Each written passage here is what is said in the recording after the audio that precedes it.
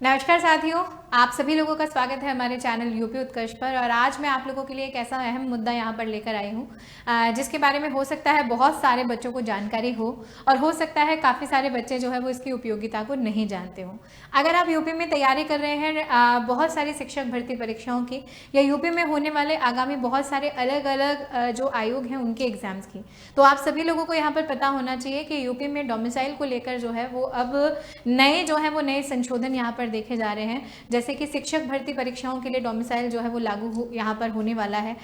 बिहार में ऑलरेडी जो है वो डोमिसाइल को लागू कर दिया गया है और बहुत सारी यूनिवर्सिटीज़, कॉलेजेस, कॉम्पिटिटिव एग्जाम्स जब हम इनमें हिस्सा लेते हैं तो ये डोमिसाइल जो है वो बहुत ज़रूरी होता है ना। तो ये डोमिसाइल सर्टिफिकेट क्या होता है, उसी के साथ साथ इसे कैसे बनवाएं, अगर हमारे पास है तो बहुत अच्छी बात है, लेकिन अगर हमारे पास नहीं है तो इसे हम कैसे बनवाएं, क्या फीस इसमें लगती है, प्लस में हम क्या क्या डॉक्यूमेंट्स जो है वो यहाँ पर चाहिए होते हैं और कहाँ हमें आवेदन करना होता है। आज इन सभी चीज़ों के बारे में मैं आप लोगों को डिटेल में इन्फॉर्मेशन यहाँ पर देने वाली हूँ। तो मेरी सबसे पहले विनती आप सब लोगों से इतनी है कि आपने अभी तक अगर इस वीडियो को या इस सेशन को जो है वो शेयर नहीं किया है तो जल्दी से इसे क्या कर दीजिए, शेयर कर दीजिए।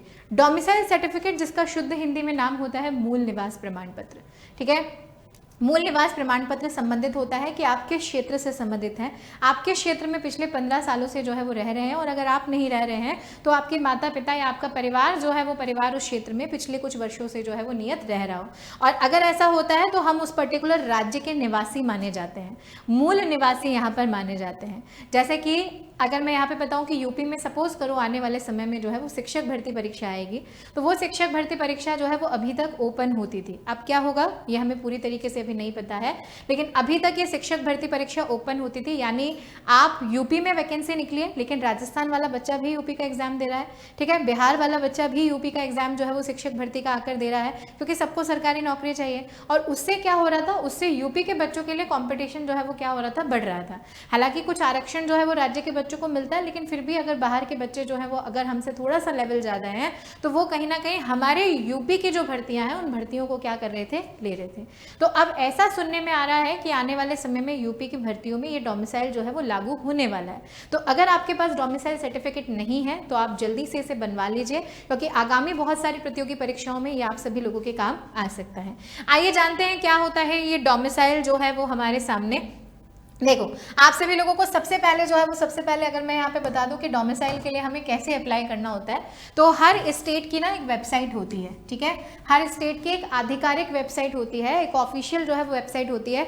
जैसे कि यहाँ पर लिखा हुआ है कि अगर आप दिल्ली के निवासी हैं तो edistrict.delhi.government.nic.in है। ऐसे ही अगर आप यूपी के निवासी हैं तो edistrict.upgovernment.nic.in जो है वो आपकी वेबसाइट होगी। सबसे पहले जो है वो सबसे पहले आपको अपने राज्य के ई डिस्ट्रिक्ट पोर्टल पर क्या करना है, जाना है। जाने के बाद वहां पर जो है वो वहां पर सबसे पहले आपसे रजिस्ट्रेशन करवाएगा।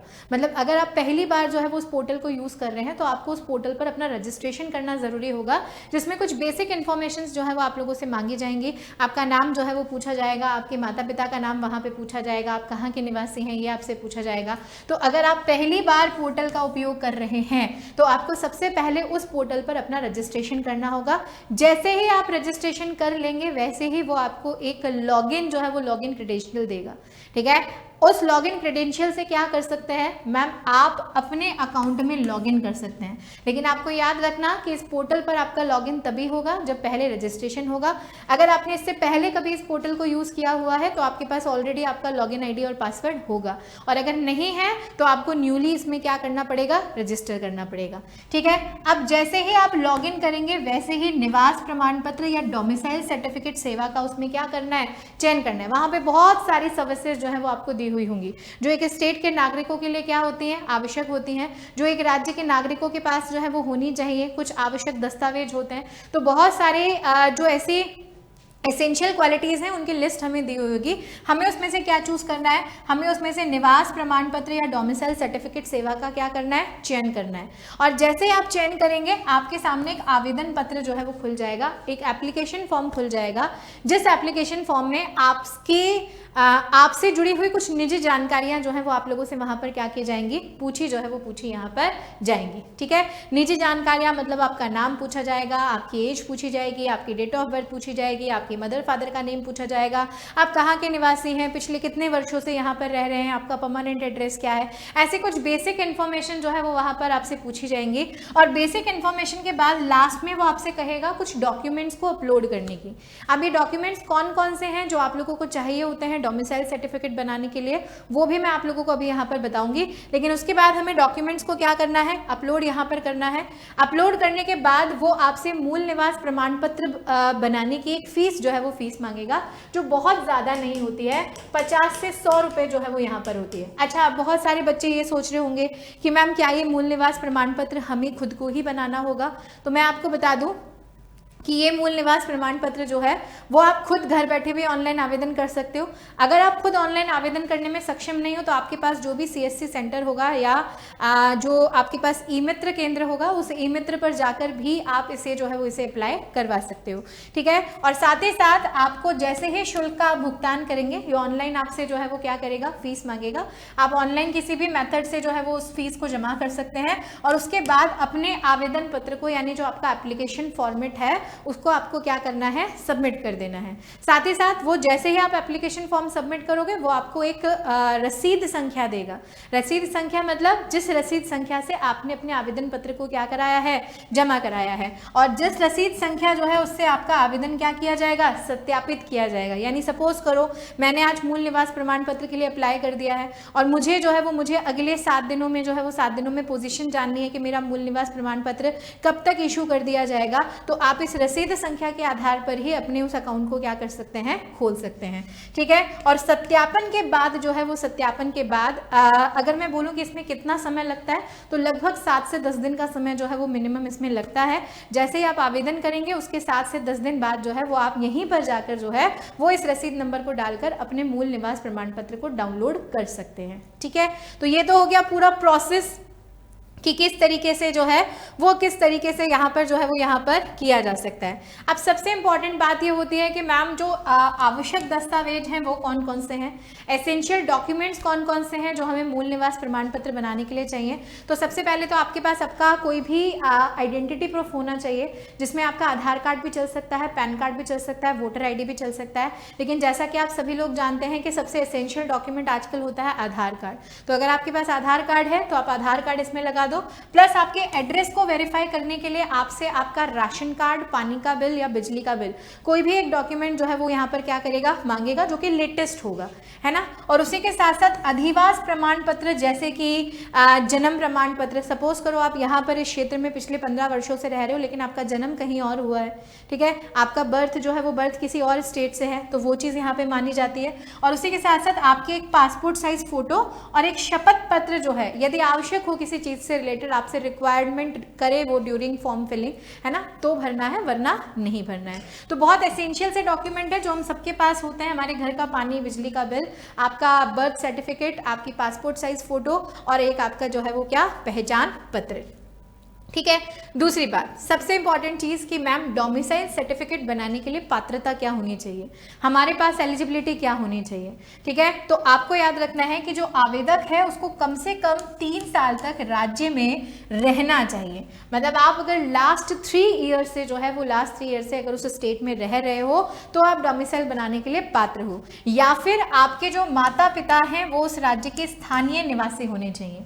जैसे कि हम कहाँ के स्थानीय निवासी कहलाते हैं, आप शायद नौकरी हो सकता है दिल्ली में कर रहे हो, गुड़गांव में कर रहे हो, लेकिन आप कहाँ के हो, आप यूपी के हो, है ना, यूपी के उस पर्टिकुलर गांव के हो या उस पर्टिकुलर शहर के हो। तो हम कभी ये नहीं बोलते कि हम दिल्ली से हैं या गुड़गांव से, हम बोलते हैं कि हम यूपी से हैं।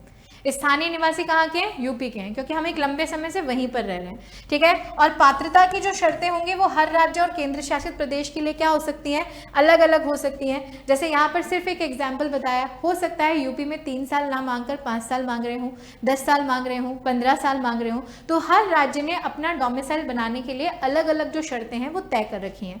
तो पात्रता सिर्फ इतनी सी होनी चाहिए कि पिछले एक निर्धारित समय तक जो आपकी सरकार ने तय कर रखा है उतने समय तक आप उस स्टेट में जो है वो वो रहने चाहिए।